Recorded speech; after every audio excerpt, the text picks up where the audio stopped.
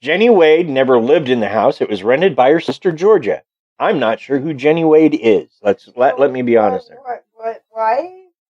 Why did they call it the Jenny Wade house? I guess she owned it. But it was rented by her sister Georgia. Georgia had given birth just 4 days before the battle. Jenny, her mother, brother, and neighbor boy had gathered there to support Georgia during the battle. So Jenny was on hand. Jenny is famous for being the only civilian casualty directly killed during the Battle of Gettysburg. A stray bullet entered this home, passing through 2 doors while Jenny was mixing dough for biscuits, entering her back and killing her. The house is now one of the most popular tourist spots in Gettysburg, and you can still see the famous bullet holes in the doors. In fact, it has been claimed that if a female visitor places their finger in the interior door's bullet hole, then Jenny will give them a special gift. They will receive a marriage proposal within a year.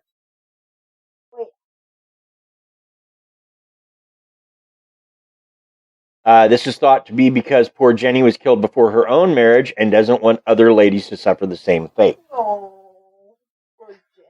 Jenny is often seen in the kitchen working here. Also seen on site are shadow figures, strange voices, and noises.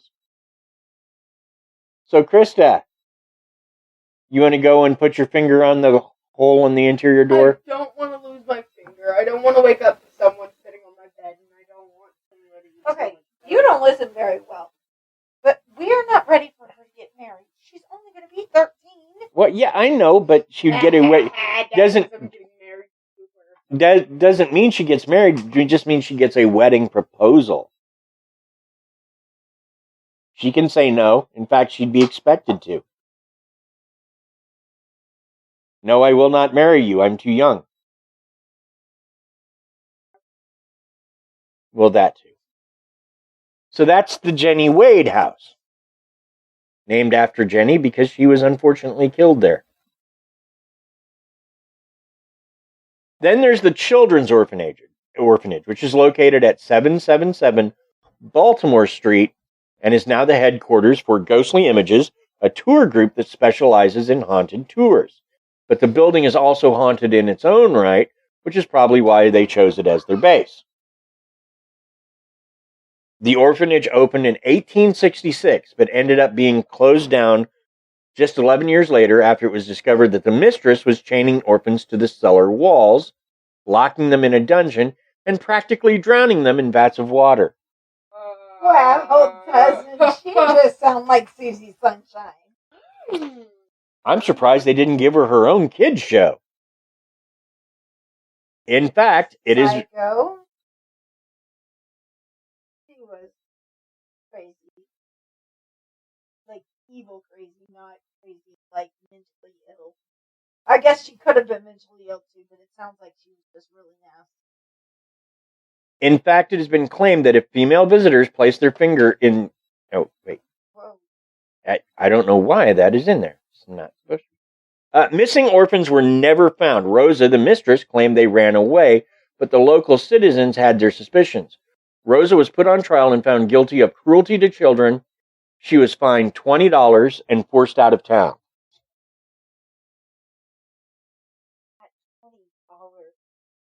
It doesn't sound like much. I know, but yikes. You're right. I'm sure. So they were talking about military pay for African American soldiers or for white soldiers was $10 or $13 a month. So $20 for a soldier's pay would be a couple of months' salary. But man, wow. Yeah, back in the day when they could force people out of town. Now, the Children's Orphanage obviously is quite haunted. People see the ghosts of children. Lots of EVPs are picked up around here. There are also strange lights and shadow figures. You want to go to the Children's Orphanage, Krysta? Yeah, I'm good. Yeah, she's just not interested in going to Gettysburg at all. No, I'll go somewhere that's not haunted. I like Haunted.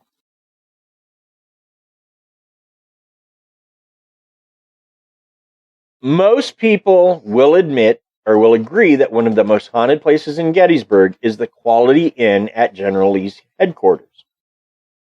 I didn't know Quality Inn went back that far. It didn't. I think they bought it. I think that there's a Quality Inn in the place that used to be General Lee's headquarters. Why? I don't know. Seems odd to me. But that's what they... Over the years, the hotel has seen hundreds, if not thousands, of reports from guests and employees alike, all concerning the paranormal activity there. As the name suggests, the building originally served as headquarters for General Lee. It was built in 1863 and was chosen by Lee due to the close proximity to the center of the Confederate line and because it has a particularly thick walls which would offer additional protection from artillery fire if it came under attack. It is common for guests to hear the sound of gunshots or projectiles striking the building, and these are thought to be residual sounds from the Battle of Gettysburg itself. Other paranormal activity at the hotel includes the front door opening on its own, cabinets being opened during the night, objects being moved around in the office, lights going on and off by themselves, and 75-pound laundry carts moving by themselves. The hotel's night manager refers to the resident ghosts as the boys, assuming that they are long dead soldiers. She says that they never really know what they will get up to next, and that all of the staff are used to guests appearing at the front desk with tales of ghostly activity demanding to know if the hotel is haunted. I would say that's a yes. Yeah, exactly. Then there is the Farnsworth House Inn. This is the last place we're going to talk about. It's another inn, so it's another place where people stayed at the time and stay now. It is home to a lot of different ghosts. One of the most well-known is a spirit of a former nurse by the name of Mary, who is still doing her sworn duty by trying to help and comfort those who are ill or injured. There's also a spirit of a little boy called Jeremy, who was killed in an accident, who is spotted regularly around the inn and is often heard sobbing in his former room, which is sad. The house was originally built in 1810 and used to shelter Confederate sharpshooters. To this day, there are still about 100 visible bullet holes in the brick walls. Wow. You'll go there? Okay, there you go. Put an asterisk next to that one, baby. Yeah, we're all going to Gettysburg. Okay. So that brings us to our final thoughts here. And you know what? I'm going to let Krysta start. I always start. Krysta, you start this time. Final thoughts. Oh, final thought. I feel the fact that all these places are haunted. So yeah.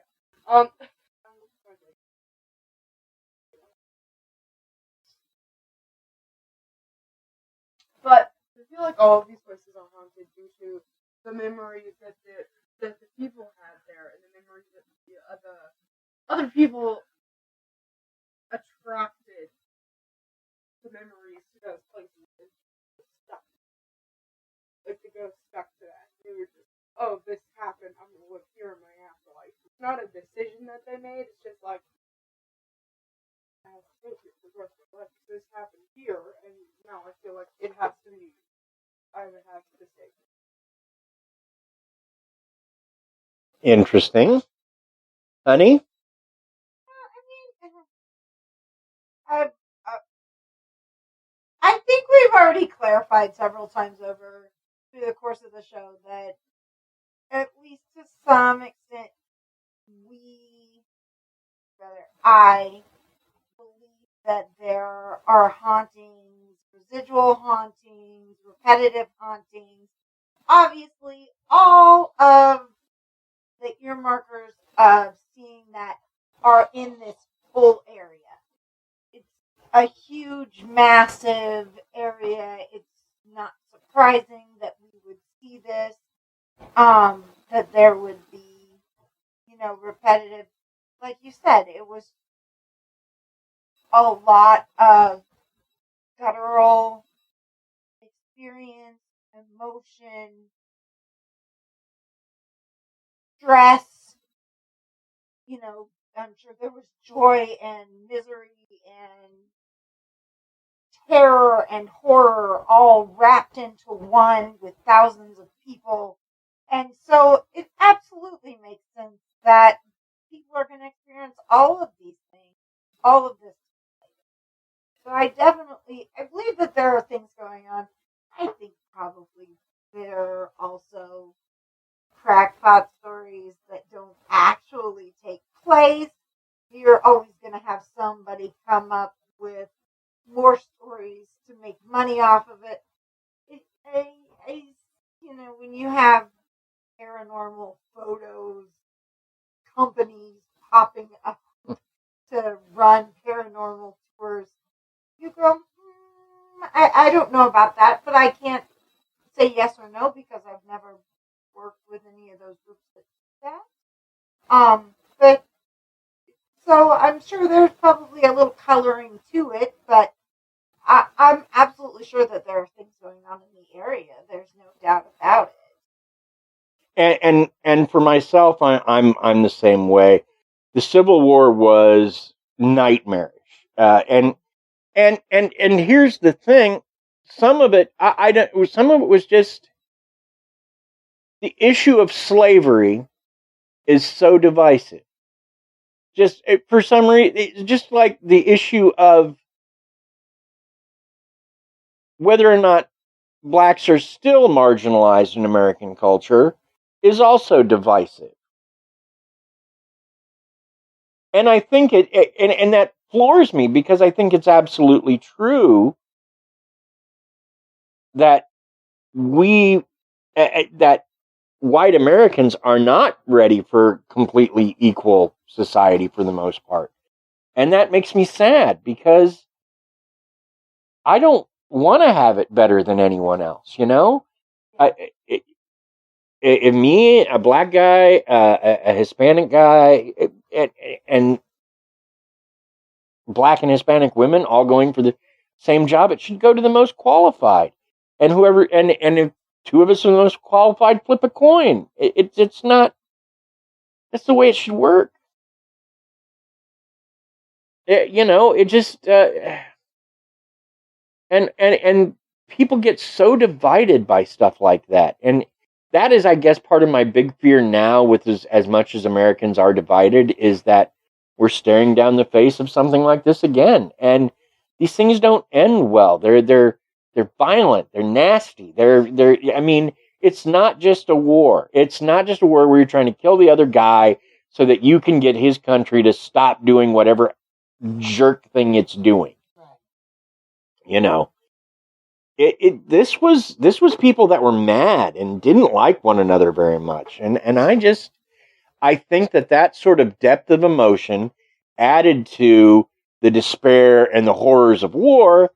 I think that'll get you some ghosts, and I think that 3 days of battle will get you a lot of places full of ghosts. So, and for me, just reading and if you read about the Myrtles Plantation on TripAdvisor, you get a handful of stories. But any place I looked at, Gettysburg TripAdvisor, just tons of stories about things people saw, things people encountered.